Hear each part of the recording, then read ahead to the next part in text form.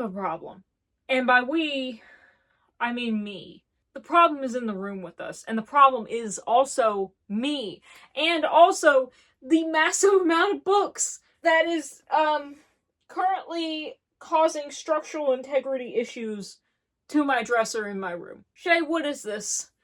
I'm so glad you asked. This is the consequence of my action. This particular action involved community service, if kind of. Library haul. If you missed it, I recently did a huge library haul. For the past several months, my library and my local libraries have been planning to undergo renovation, and so because of that, they were having like a big discard sale, a big Friends of the Library sale. And in conjunction with that, typically the libraries also have a student book club sale every Monday, which is they sell books to raise money for student activities at the library. So they were having dual sales, especially because the student book club sale was trying to get rid of all their books, since they were also going to be out with the renovation. Now, let it never be said that I am not one to support my local library. So, in total, I think I hauled like 180 books, something like that. Something like that. Just, casual. But listen. I was helping the library, and also they were having sack sales, which, stop laughing. The price depends on how big of a bag you had, but you pay $1 for a bag this big, and however many books you can fit in that bag, you get for $1. So, you see how we wound up in this situation. You're like, Chey, that doesn't look too bad. There's also back here and over here. This is stacked 4 layers deep. So what are we going to do about it? Well, I decided, because of my ADHD, I need to make it a game. Because obviously I do have my own TBR shelf, but this is its own monster. This is its own category, okay? And in my little gremlin neurodivergent brain, I need to gamify it if I want to tackle it. Now, I could do something like read it or yeet it, keep it or kick it, read it or unhaul it, but if you're new here, I don't tend to do things that most normal functioning people do. And in a totally sane moment of clear thinking, I decided that I would use a bouncy ball. Now, granted, I have been watching a lot of Gavin Reads It All lately. Great channel, by the way. And I've been really inspired by his TBR across his shelves type games. And I was like, this is a TBR all on its own, right? Okay. So TBR, read it, unhaul it, blah, blah, blah. That's not going to cut it. Instead, we need to cut it. So, ballin'. Because I had a thought while I was cleaning my room, and I said, how high can this bounce on carpet? Can I get to the top of those books? And the idea was born. If you ever played Pong as a kid, or you played Break That Brick, the thing where you have a paddle at the bottom and the ball bounces up and it hits the various bricks and you have to clear them all, that's essentially what this game is. We're not calling it Book Pong because too many college memories. However, the breaking is going to work a little bit differently, but the exercise is very simple. I'm going to bounce this ball. I'm going to stand right here or over there, who cares? And I'm going to bounce the ball. I'm just going to give it a bounce. In post-reviewing footage, I'm going to see where it bounced to. Where it bounced to, that's the book we're going to read. Now, Chey, I hear you saying, Chey, what? I think I know what. So, you probably notice, if you've seen the library haul video, or you just have eyes and have noticed my stack like a nosy Rosie, so there are some series in here. Chey, what are you going to do when you hit a book 3 in a series? I'm going to go to book 1. We're going to work on these front 2 stacks first. The back 2 stacks will not count. We're going to work on these first. And then we're going to bring books forward. Pretty simple, pretty hunky-dory, pretty donkey. Whoa. This is going to be very cathartic and also very stressful for me because I've been wanting to read some of these, but I've been holding myself out so I could do this game. To start off, we're just going to read 3 books. I might lengthen it in future videos, but I feel like 3 is a good starting point. Now, obviously, I hope that I don't have any DNFs. D-wins? Well, a win is not a DNF. Obviously, I hope that I don't have any DNFs. But I would be lying if I said I wouldn't be a little bit relieved to just unhaul a series and get some books out of this stack. Now, Chey, what will you be doing with the books that you want to unhaul? Great question. These all came from the library, and thus to the library should they return. There are little free libraries around my city, and I do have storage space elsewhere, and I told the ladies at the library, because you go to the library so much, you get to know the librarians. They told me they would be happy to take the books back by the time they reopen if I read them or whatever. So either they're going to go to a little free library, they're going to go to a local school, or they're going to go back into my library. So fear thee not about the consumerism of unhauling. I don't I don't have anything in particular that I'm really vaunting and wanting to read. Maybe in future episodes we'll have like power-ups and stuff like that. Let me know what y'all think of that. Like, I like Gavin's idea of the power-ups, okay? I might steal a few of them if Gavin's okay with that. Or if y'all have any ideas for power-ups, let me know. I'm stalling because I'm scared. Oh, and these books over here, they're not counting for these stacks yet. They will go up whenever we get rid of some of the stacks. But if I hit this one, if I manage to be right in the middle, I will do this one. Got it? Okay, I think I'm going to do the first one from right here.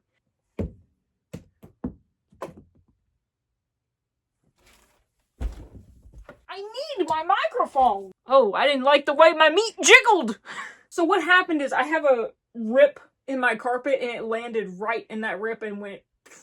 So I'm going to do that again just in case we didn't get a clear shot, okay? That sucked. But I think it worked. And that's all you need to succeed on YouTube. Not that I would know anything about that.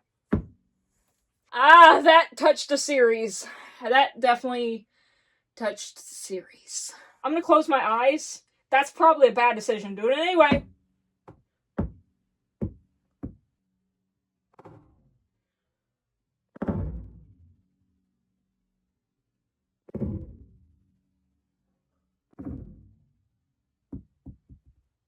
That did... Tell me that did not just touch the top. Tell me. Please tell me. Please tell me that did not touch the top. And I missed it because I had my eyes closed like an idiot. I did not calculate how I were gonna get these out the stacks whenever I got them. This is horrible. This is horrible. I hate this. So for our first bounce, we actually landed in a series that I have not yet started, and so we will be beginning with the first book. That is The Thief's Gamble, the first tale of Einarin? Einarin. I don't know, I'll find out. By Julia E. McKenna. The secrets of the Shadow Men. Magic? It's for the rich, the powerful, the Archmage and his elite wizards and cloudmasters. Livak is not among them. She haunts the back taverns of the realm, careful to appear neither rich nor poor, neither tall nor short, neither man nor woman. Mood.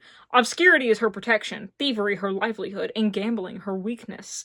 Alas, some bets are hard to resist, particularly when they offer a chance to board a ship for Hadramal, the fabled city of the Archmage. So Livak follows a minor wizard, Shiv, in an attempt to turn a rune or two, never dreaming that the stolen tankard she wants to sell contains the secret of an ancient magic far more powerful and infinitely darker than any mortal mage's spells. Okay, so unwilling hero becomes the hero, but like kind of like an anti-hero, seemingly like morally gray.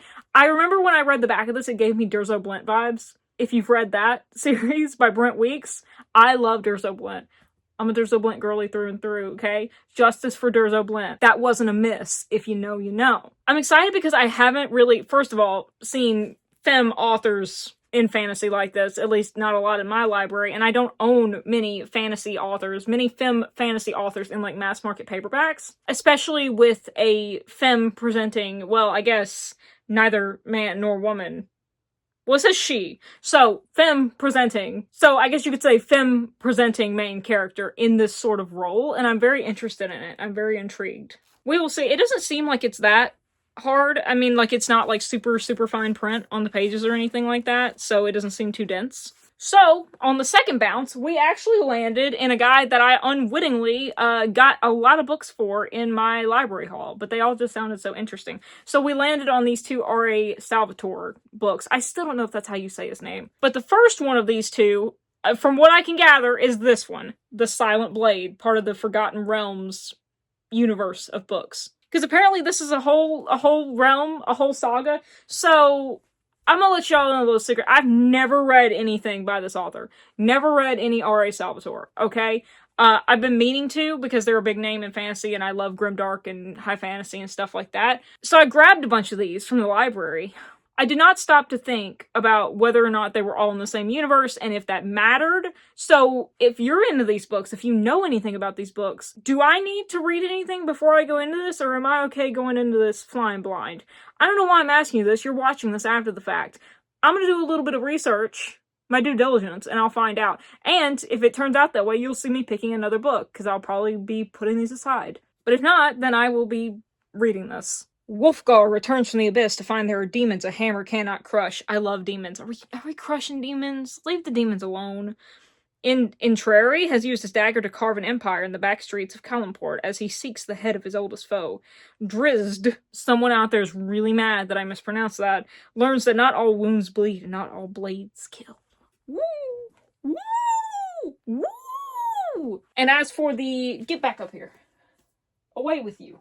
And as for the third book, we went all the way to the very top, baby, to the very, very tippy top. That is Elment by Fiona Mosley? So I have actually already started reading this, but I only read like a chapter or two just to kind of get a feel for it, and it gave me Stephen Graham Jones meets Hemingway vibes of the writing, and I can't tell whether it's going to be horror or contemporary or both, but I saw Spooky Forest on the cover, and I'm a nature horror girly, so I want to give it a shot. The family thought that the little house they made themselves in Elmet, a corner of Yorkshire, was theirs, that their peaceful, self-sufficient life was safe. Kathy and Daniel roamed the woods freely, occasionally visiting a local woman for some schooling, living outside all conventions. Their father built things and hunted, working with his hands sometimes. He would disappear, forced to do secret, brutal work for money, but to them he was a gentle protector. Narrated by Daniel after a catastrophic event has occurred, this mesmerizes even as it becomes clear the family solidarity ideal will not last.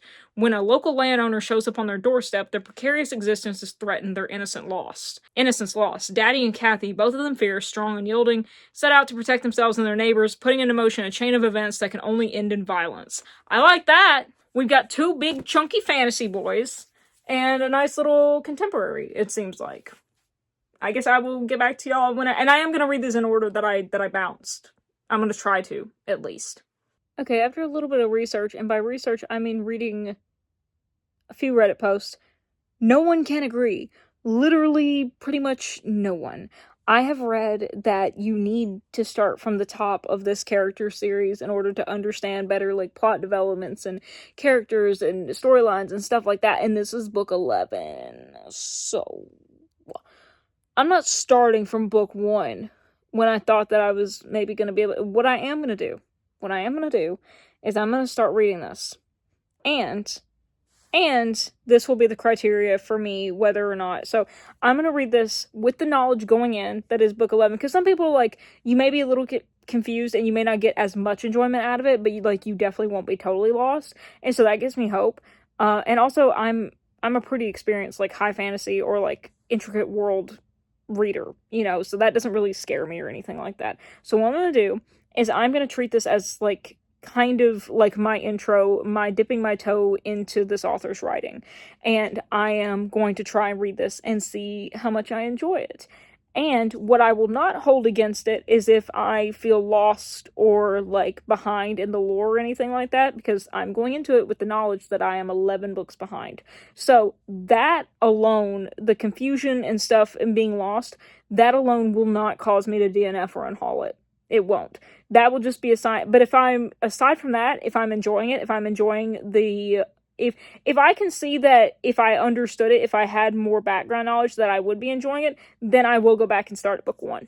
I will. But I'm just taking this as, like, my taste test, as, like, dipping my toes in the water or whatever. That's what we're going to do. But that's good to know that if I go into it and I feel confused and stuff like that, I'm not going to hold it against it. It's not going to mean an automatic unhaul.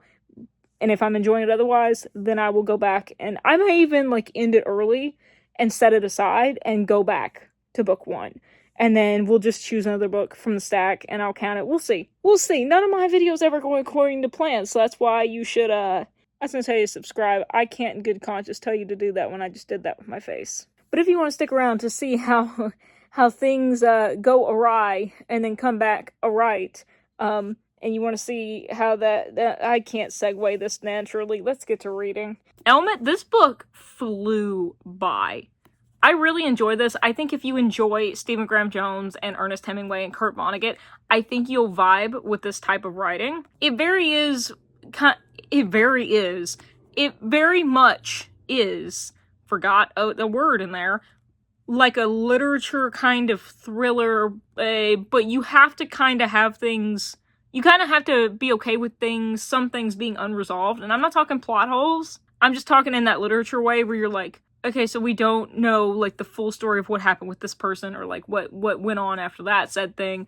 And that's not a spoiler, because that's just a lot of lit, and that happens in here. We follow this brother and sister who have this father who is a, like, known boxer. Like, he does manual labor, but he also fights for money. Okay, so, like, he'll do underground fighting. People will come from miles around to fight him because, like, he's undefeated, and he'll make his money that way. People will pay him for the privilege to be able to fight him and try to beat him. Their mother ran off a long time ago, did not come back, but they live on her property that she inherited, and supposedly they live there with their dad. He builds this cabin, and he makes his money from manual labor and from fighting and sometimes taking jobs to, like, go shake down people, but only people that deserve it. So we're really told through the eyes of the son, whose name I am forgetting, but he's the younger son, Daniel, Kathy and Daniel. So Daniel, we're seeing the story really through his eyes. Kathy is kind of his older sister. She is, not kinda. And they are very similar, but also different in the way the siblings are, where he finds that he loves learning and he loves books and he really clicks with book smarts. Kathy is more about the woods. Now, they're both very wood smart because their dad taught them how to hunt, their dad taught them how to read the woods, how to love nature. And by the way, if you're like me and you really love nature, you'll love the appreciation of this book. There's a line where, so the conflict comes in when this guy comes in. It's about unionizing against the people who kind of have these town people renting from them and working on their farms and stuff and just kind of, like, keeping them down, you know? And so they start to unionize. This one guy who apparently knew the dad and the mom, tried to have a thing with her, did not work out, and he's still bitter about it, as men are. And he apparently owns the land. Like, she signed it over to him, and so he technically owns the land, and they're renting it from him. And there's a line where the dad is like, just because he says he owns it, but he doesn't know these trees, he doesn't know how these rocks move, he doesn't know how to speak the language of, like, the grass and all the seasons and how to change, like, every mushroom kind, blah blah blah, but he has a piece of paper that has his name on it, so it says that he owns it. You know, like that kind of vibe, and I love that. Well, things all kind of come to a head when there's a conflict between the dad and this guy, and the attempts of the townsfolk to kind of unionize together to demand rights for themselves. Big factor guy is like, hey, tell you what, if you can beat my guy in a fight, I will sign the land over to you, it will be completely yours, blah blah blah blah blah. And after that event, someone winds up dead. And it ends up putting the family in a whirlwind of events and cover-ups and mystery that has a lot of crazy repercussions. So, yeah.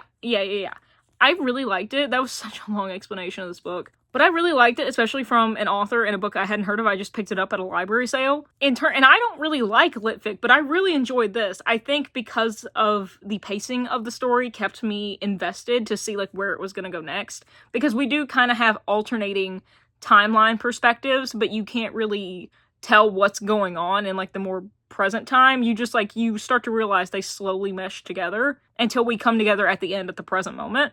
And I really like that.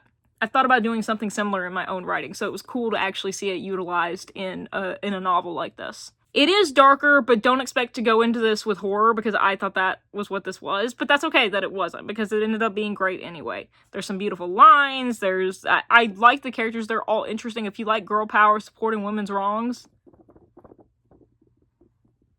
So this was good. I plan on keeping this, and I would recommend it to y'all. Yes, I am outside. No, I don't have that much of an update. But, hello?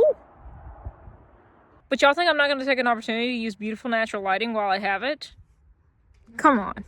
This is going pretty well so far, I'm not going to lie. I've only finished one, right? I've only finished Elmet. But so far, I've liked it. And I like that I don't have pressure on this of, like, when to finish them. It's just when I can, when I am. But I'm excited to start focusing on the next one, which I think is going to be the Silent Blade.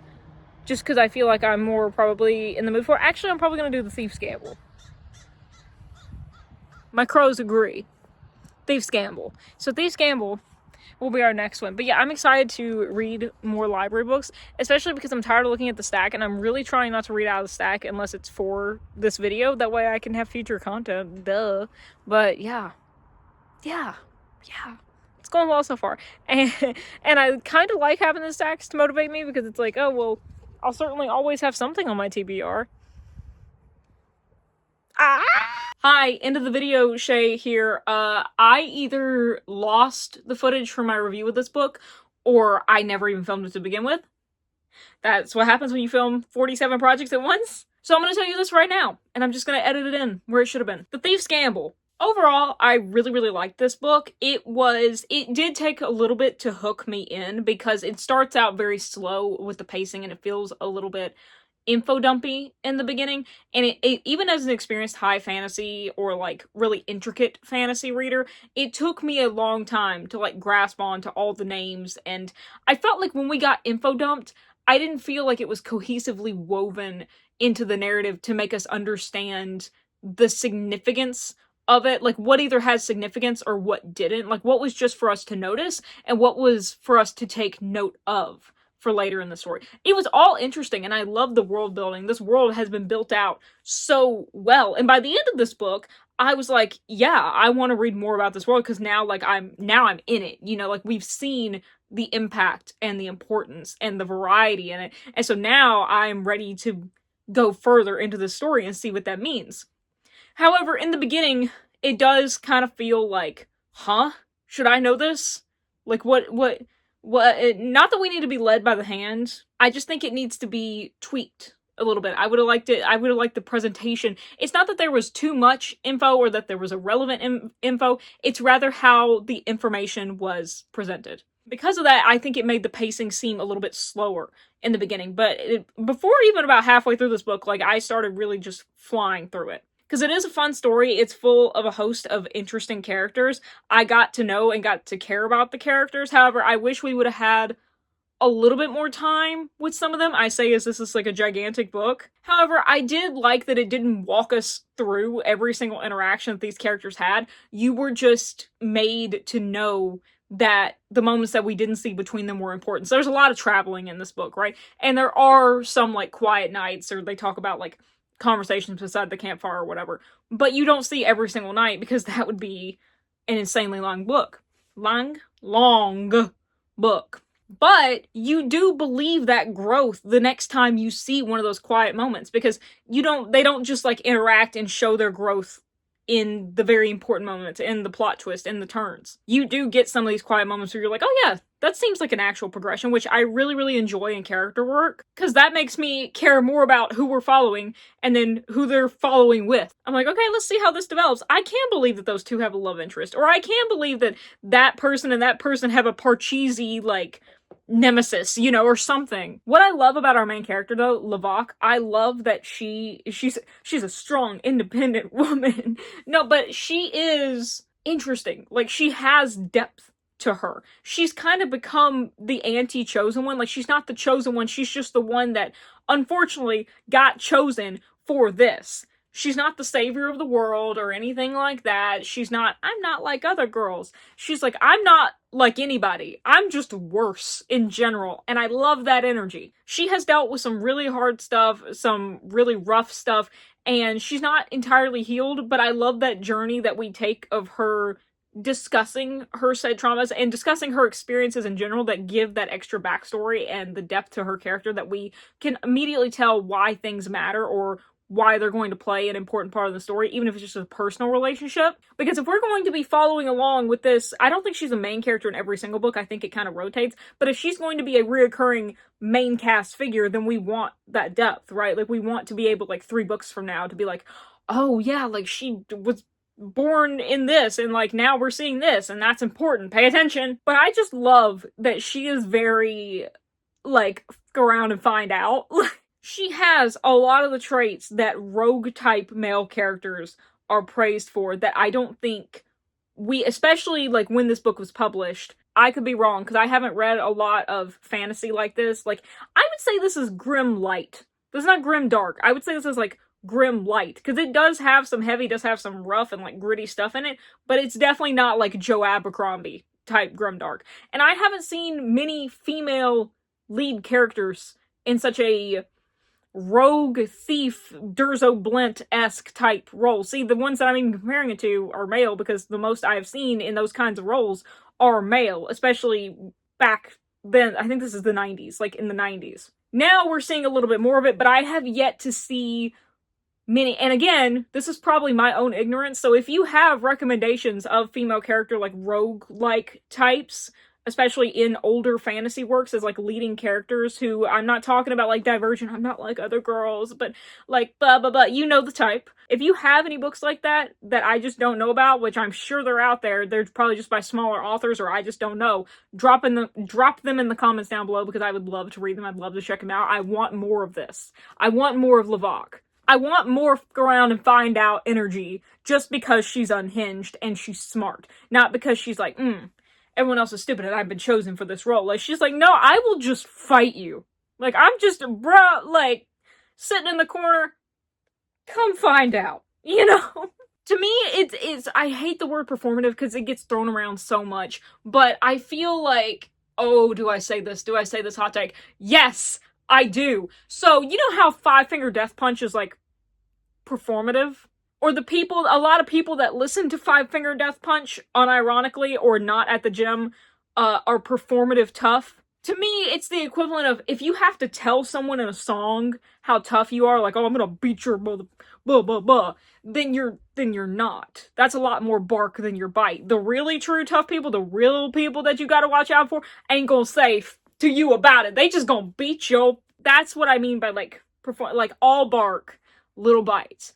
And I feel like that is how a lot of female main characters in books like this, especially in romantasy and stuff like this, are. They're like, I'm so tough, like, I'll beat you, and it's like, I would body you behind a 7-Eleven. Like, let's be so serious. Let's be so for real. Give me a Dr. Pepper and one hot dog, and I will end your entire series, okay? Levok is the real deal to me. Like, it feels like a real character that doesn't feel like she's just pushing it out for the sake of, you know? Like, I believe she would really kill me. I don't know that she would win, but I know it would be a good fight. And I don't see that much with it. I don't see many femme-led grimdark, except for Mark Lawrence. Mark Lawrence, my beloved, and I'm sure that there are grimdark female-led or like femme-led, non-mask-led cast that, again, I just don't know about. So if you have that, drop that in the comments down below. I think I'm just so inundated and just done with, like, the romantasy genre. Like, I'm so powerful, and my love interest is a total jerk, but he's hot, so it works. I'm gonna renege my sense of self-worth and my badassery just to be saved by the jerk that doesn't even like me for 2 scenes so that we can hook up. Like, girl, let's be so for real. That's not power, girl. It's not power. I really just enjoyed the dynamics and stuff at play here. So if you have more like that, let me know. Please let me know. Please let me know. Because I know they're out there. I know the girlies and non-mask overall are out there. Hi, we're on our last book. I should have made this update last night when I first started this book, but I was like, you know what? I'm not that far into it. I'm just kind of like dipping into it. I'll make an update tonight, or like I thought last night. I will make the update tomorrow night, which is now tonight. And I decided to read this for my book time before bedtime book tonight, and I did not realize that I'd end up reading this much this fast. I ended up reading over 100 pages tonight, and I'm almost at the halfway point. So I guess we'll just kind of talk about the halfway point now. Good enough to me, honestly. I could probably wait tomorrow to talk about the halfway point, but we'll talk a little bit anyway. I'm really enjoying this. Have I even told you what this is? You know what this is. A Silent Blade by R.A. Salvatore. And I actually did read my first R.A. book, which I didn't realize was an R.A. book until I finished it, which was the first book in the Star Wars New Jedi Order, Vector Prime. I literally just finished it like 2 days ago, and then I realized it was by them, because all those books are written by various authors, and I really enjoyed it. And so far, I am really enjoying this. We have a whole cast of characters that I am newly being introduced to. However, like, I know there's like 30 other books before this, but you can read this as a standalone, from what I've gathered, as we've established. And I will say, so far, I'm handling it very well. And I also do believe that has to do with my experience in general with reading high fantasy and just kind of diving, deep into the worlds, or like heavy world building books. That experience definitely helps, because I kind of just see things, accept things, pocket things for later. And I can tell that there's a lot of stuff in here that if you've read previous books or you have prior knowledge of this world, you will really enjoy it, I think, because there's a lot to unpack and there's a lot of crisscross applesauce happening between things. However, I do think it does a really good job of getting us up to speed with the things that we need to know that have happened prior. For instance, if it's talking about the relations between two characters and it's like, oh, so and so jokes about this, and it's like, well, that is because of this, and that is because of that. It's not really info dumpy, it really just kind of brings it back like a flashback. But I think it brings up those things only when it's necessary, and they're helpful, and I enjoy it, considering that, like, I need to get caught up to speed. I really enjoy that. Like, it talks about, oh, there's this necklace, and this guy doesn't like this guy's necklace because the last time that he used the necklace, it got him into trouble at this last battle, and it's like, yeah, I know that was probably mentioned in another book, but the fact that you just mentioned it in 2 sentences right there gives me all the catch-up that I need to know about the situation, you know? And it's like, if I did know, I'd have enjoyment to that little callback, but even though I don't, I'm still enjoying it. I'm intrigued about this world. I'm intrigued about these characters. I'm enjoying the writing style as I did in the Star Wars book, and I'm loving the representation of sifting through trauma. Like, this is extremely trauma-based. And as someone who is heavily traumatized, I'm really enjoying this. That sounds so terrible to say. I am pleased. I am relieved at the representation that is within here. I think it's a very accurate and respectful representation of the complexities of trauma and guilt and rage and memory, and also the feelings that loved ones have surrounding it, the complexities that friends have surrounding it, of wanting to take care of but not cure the person, you know? So we're following this whole host of characters that have been through hell and back. Literally, one has been through hell and back. And one of them, the one who has been through hell and back, is the one that is extremely traumatized. And they're kind of like, hey, buddy, let's get out of the house after we got this last hurrah. Like, we got this, like, artifact that we need to go take this place. You want to come with? Let's get out of the house. Let's go take this together, and, you know, it'll help you heal. It'll help you get back to your old self. And meanwhile, we're also following this other subplot in this city, following this character who is vaguely connected from what I've seen to this other cast of characters. I'm sure that somehow these plot lines are going to intersect.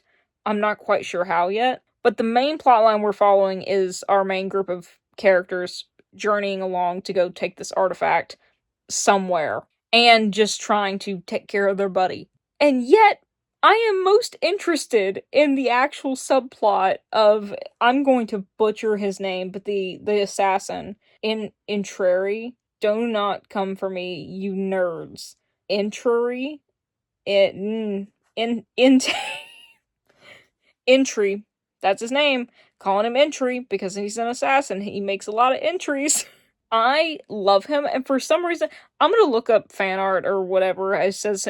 When I first read his description, though, and maybe it's just because Macbeth is on the brain and Throne of Blood is my favorite Macbeth adaptation, but for some reason, I immediately, like, pictured him, like, his attitude and the way he's described as, like, walking and stuff, as Toshiro Mifune in Throne of Blood. Pick here as Tax, but, like, I need to actually go look up pictures of what this character is described as being to see, because I'm sure I'm so far off, but, like, the vibes, it was for the vibes. Do I remember the actual total description of this character? Vaguely. So I need to actually go look it up because I just keep picturing this. Which, like, trust me, the vibes, the acting, similar. But anyway, I'm so interested in his plotline because I love an assassin character. Durzo Blint, babe. Durzo Blint was my baby. I love those kinds of characters and, like, the seedy underworlds and stuff like that. So I'm very interested to see where this goes. One thing I'm kind of iffy about, and I'm watching very carefully, is how women are treated in this book. Now, there's a couple of characters who are like, I don't trust, like, women of the streets because their loyalties are shifting and stuff like that, and I'm like, is that the character, or are we projecting? And then there's a line from one of the female characters in here who there's a certain advance that she doesn't really want. It's not that she doesn't want it, but she's like lukewarm about it, and then she's like, oh, I actually just need to give this to him, which could be argued is consent, because she's like, oh, I need, but I don't like the way that it's worded that's like, she needs to do this for him, she needs to make it about him, and so that's something that I'm watching carefully. But so far, I am really enjoying this, and I'm clearly flying through it, so I can see why there's like 30 of them, because if I had just a long day to do nothing by the river, I could easily finish this in a day. But yeah, I will talk to you when I actually get halfway through it, or closer to the end. So far, this has been a really great experiment. I don't know why I keep holding it up. So far, this has been a really great first episode, except for how unstructured that I film my updates. I promise it probably won't get better. Alright, y'all. So here we are. We made it. I finished all 3 books. Now, if you're a math major, even if you're not, you might notice something is missing. Yeah, my mom has the other book. She's currently reading Element. However, I'm not gonna let that stop me and procrastinate from finishing this video. Because you've already seen it. You saw the stack. You get it. But first, I have some finishing thoughts to tell you. Alright, as a last review, let's talk about the Silent Blade. This one, I was really nervous about, as you probably remember, if you've watched the video in one sitting, or you just remember, because I had never read anything by this author when I picked this up. And also I found out it was number 11 in a series, takes place in like the D&D adjacent world. Don't come at me. It's number 11. It's like follows this character who is very entrenched in this universe. And there's a whole universe of things out there that I do not know. And I was scared that I was going to be lost in said sauce. However, I did really take this as a grain of salt and just to see if I enjoyed it, to see if I would like to continue on expanding my horizons in the series, in the world. And I am happy to say that I am. I thoroughly ate this up. I think it also partially helps that I am back into my, like, fantasy mood. But that's a good thing, because that means that I was in the right mood to read this and I didn't feel bogged down. I also am happy to report I did not feel bogged down by not being familiar with this world or these characters. I think the things that I read on Reddit, which you will never hear me say again, were actually accurate in the fact that I didn't need to know everything going into this. I thought, and I think I said this in like my halfway through remarks, I felt that like everything that I really needed to know was explained, and I appreciated that there were scenes that they then gave some backstory. Like, you got enough of the sense of details from past events that it felt like a little treat, but it didn't feel intrusive, like, hey, idiot, this is what you missed last time on Glee, you know? And I appreciate that. I really liked it because it rounded out this world, it rounded out these characters, and it made me feel like I knew more than what I did. I still don't know how to pronounce their names, and I'm sorry, but Artemis is still my favorite, because again, just Durzo Blink coded, and I use Durzo as my example, and I know, like, there's a million characters out there like them, but that's, like, my favorite kind of character to follow. So I loved him, and I loved the final fight. At the end, it was so much fun to read about. There's so much detail, and I thought that the handling of mental health rep in this was something I was not expecting, but was handled so well, and I was extremely impressed. I was like, oh, I was not aware of your game. Like, this representation of, like, trauma and memory, I'm, like, thoroughly floored. I was not expecting that out of this book. So that makes me very much intrigued to continue on with the series and maybe branch out a little bit further into this world. But I am very interested in this cast of characters. I love Drizzt. That is not his name, and I know. Stop screaming at me, please. Big D. I love... Nope, we're not saying that on the internet. I love Drizzy. Nope, because that's Drake, right? Ew. Drizzt.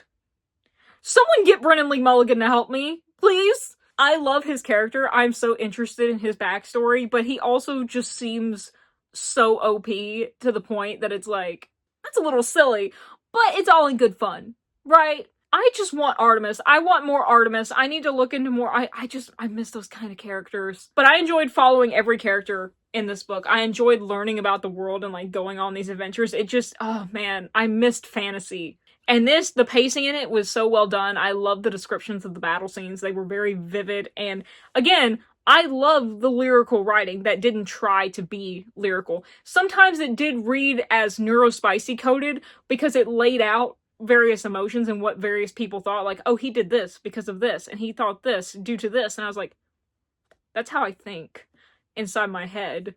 So it's not a bad thing. I just thought it was kind of funny. But yeah, I'm really glad that I took a dive on this. I'm really glad that I went off the deep end and just tried it and was not afraid. I do have the second one, so I'm hoping that I will get to it soon. I am so tempted to just pick it up because I want to continue on with this. However, I am at the whim of the stack, unfortunately. I know, I could just pick them up. And some I probably will, but others I do just want to wait until, because if I just get started on this series, then I'm not going to give other things a chance, and it's gonna, so we'll see. We'll see. But just know that I've been sold. I have been sold. I will be keeping this, and I will be recommending it. Is this the start of a black hole for me into D&D? Probably. I have nothing against D&D. I just have no friends to play it with. So, there you go. This is like my version of it. Is that my horse out there, or is that a tree?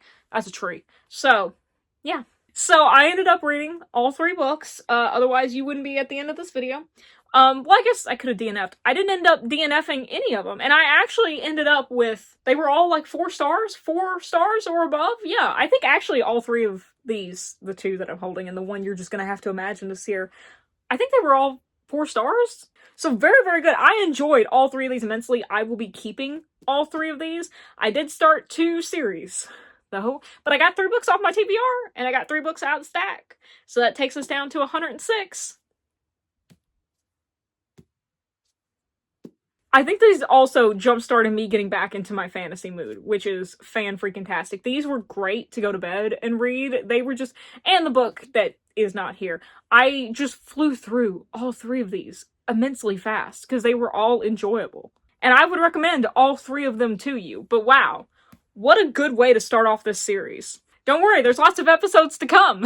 And just lots of reading to come. So... if you want to stick around to see what books I choose next, which books we will be balling next, make sure you hit the subscribe button down below. I also have plenty of other vlogs, plenty of other challenges, plenty of other tidbits, and I was going to say and I'm not going to do that. Subscribe.